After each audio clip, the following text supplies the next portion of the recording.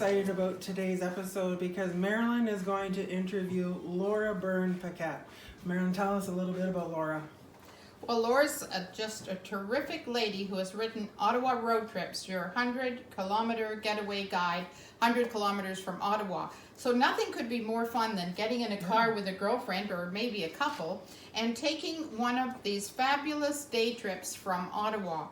All the little towns that we live near, it's fantastic. And Laura has tips in here like, you know what?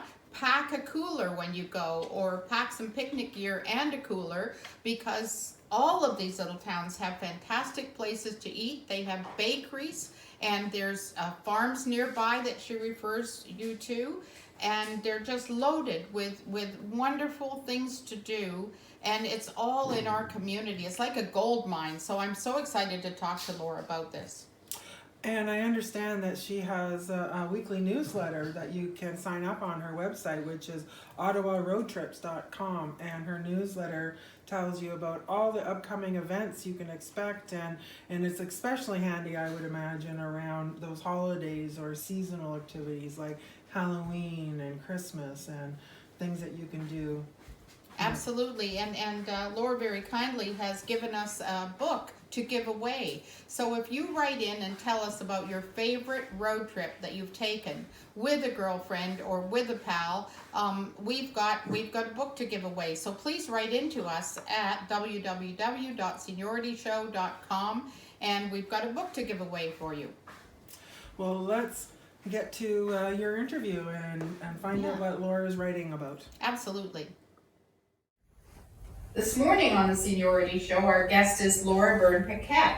And Laura, you have written an amazing, handy book on Ottawa road trips. Can you tell us a little bit about how this book came to be? Well, I've been writing a website also called Ottawa Road Trips since 2014, and I've been traveling all over the region. And I've even been writing about Ottawa before that, way back in 2001. I wrote another guidebook just to the city. So I've been doing travel writing for many years, and often I write about Ottawa because I love it, and I love Eastern Ontario in a good way. So I had kind of built up this huge file of stories and photos and everything. And then Ron Corbett, who runs Ottawa Press and Publishing, he and I go way back as well. We worked together many years ago at what was then Ottawa Business News. Oh yes, yeah. Yeah, and he called me up and said, hey, everyone's interested in road trips this year, local travel, because everyone is confined to their local area. Do you want to do a book? And I'm like, yeah, sure. When would you like this book? This is February, early February, he called. He said, well, we'd like it on the show. Last February. February 2021. Okay, wow. Yeah, so he called it February 2021, and I said, okay, well, what's the deadline? And I said, well, we'd like it on the shelves in May. Good heavens. In 3 months. Oh my. And I'm like, oh, wow. of course, okay. So because I had this huge database of tips and photos, and I've been to so many places over the years, even though everything was closed, I could phone people up and just say, hey, that's are you still open, or what are you doing now? You had a good database to begin with. Yeah, so I was able to pull it together and had photos and So, yeah, because it's full of photos, and it travels to all these wonderful little towns and communities just around our area, so that we can take day trips to, for instance, Aylmer is where I live, Almont and Arnprior and Perth and Merrittville. We're kind of situated in a golden area where it's easy enough to go into quite a different environment, because each one of them has their own personality.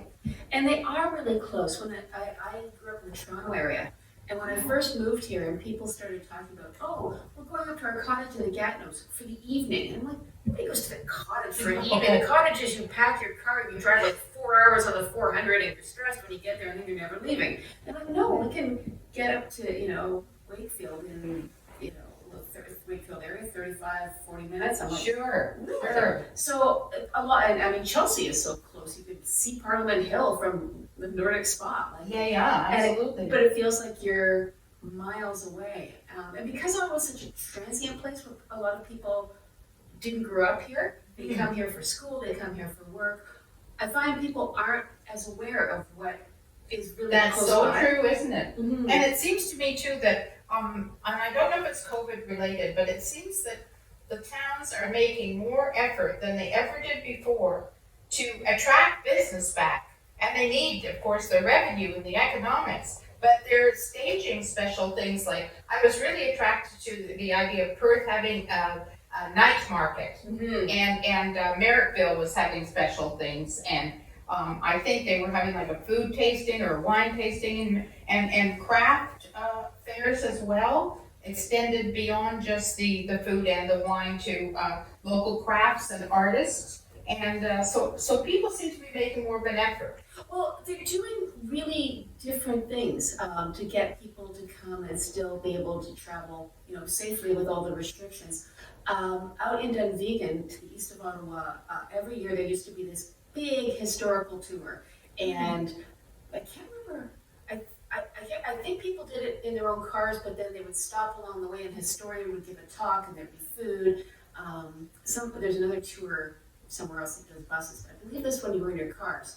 But it was great for all the local businesses and the local towns, but they couldn't really have those big gatherings this year. So they changed it to an audio tour that you could pay for and download and do on your own. Do on your own. So people are still getting out to all these places, but not in a big herd all at once. Yeah. So I'm finding down in the Morrisburg area, they did an app that sort of gamified the whole thing. So you had this app and you had to go to 20 different places and earn badges, and then you got a little game you could play. What fun is that? Yeah. So people are getting very creative. Very creative. And I guess they have to get creative because things are not the same as they used to be. No, and it's been an interesting couple of years writing the site, because you don't want to send people out when it's not safe for them to go out, but when it is safe for them to go out, people need to get out and Yes, they do. get out of their houses. People are desperate for it. So Yes. it's been, for probably 6 months, so much on the site. It was virtual this, virtual that. You can see a virtual concert and an online play. And so I was glad when things, we started having, like right now, this week is the last week for Company of Fools is doing Shakespeare in the Park. Oh yes, which has been very popular for some time. Yes, Yeah. and they've really expanded. They've been out at McDonald's Corners and Oxford Mills and all these different places. They've taken it on tour. Yeah. That is fabulous. Wow. Yeah, so it's really been satisfying for me. I've always been very passionate about getting people out to know their region. I think it's really important that you know where you are, you know where your food comes from, you know the history of it, you know about like Big Joe Montferrand, or these stories, or about the indigenous people who were here first and how they interacted with the land.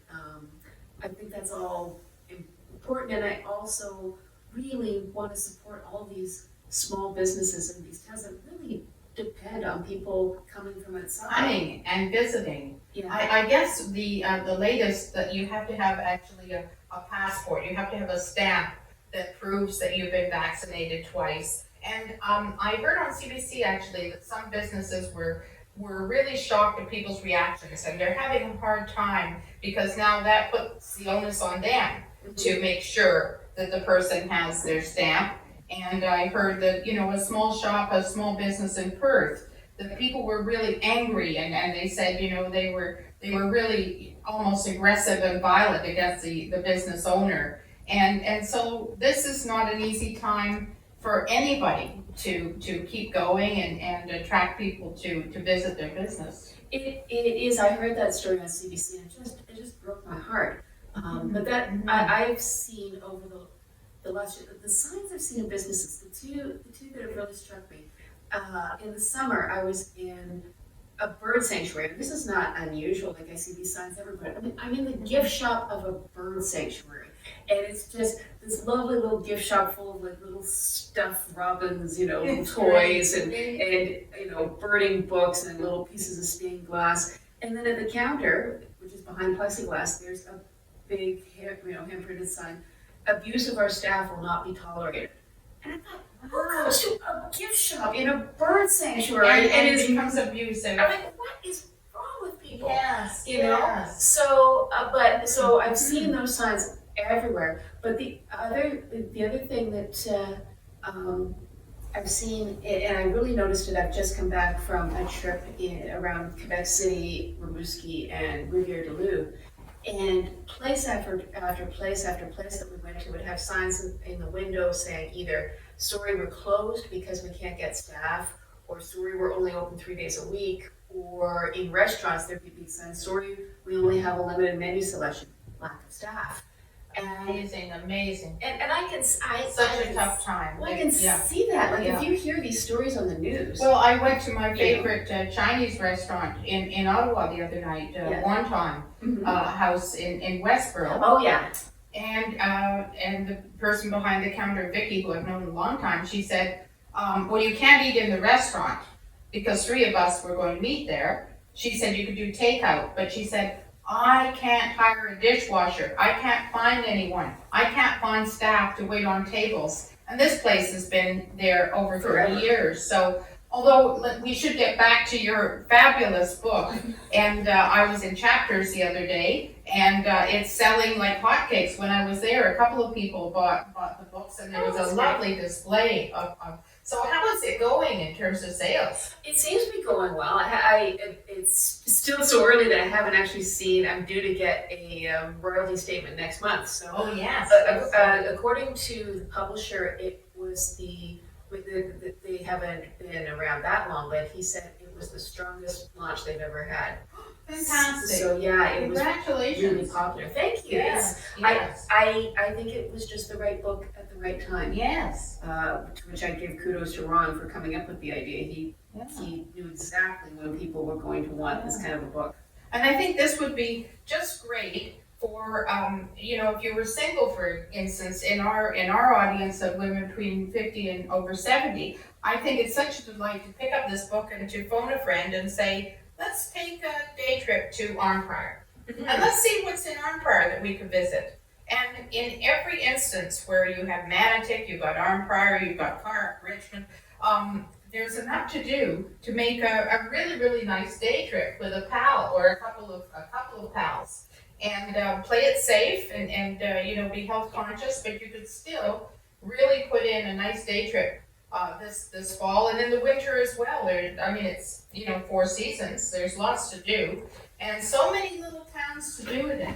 Oh yeah, and if in each session, because it's divided up, by destination, I always tried to put in something outdoorsy, like a hike or a place to go paddling or a cycling route. I always had shops. I always have somewhere to eat. Yes.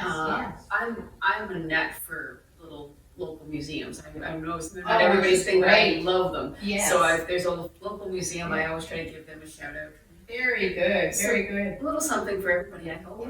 No, very much so. It's a feast. This is really a feast. So what are you working on now? This book is finished. Is there something new in the office? There's talk of doing another book, which would be that one. This one focuses on 100 kilometers from Ottawa. Yes. So basically day trips.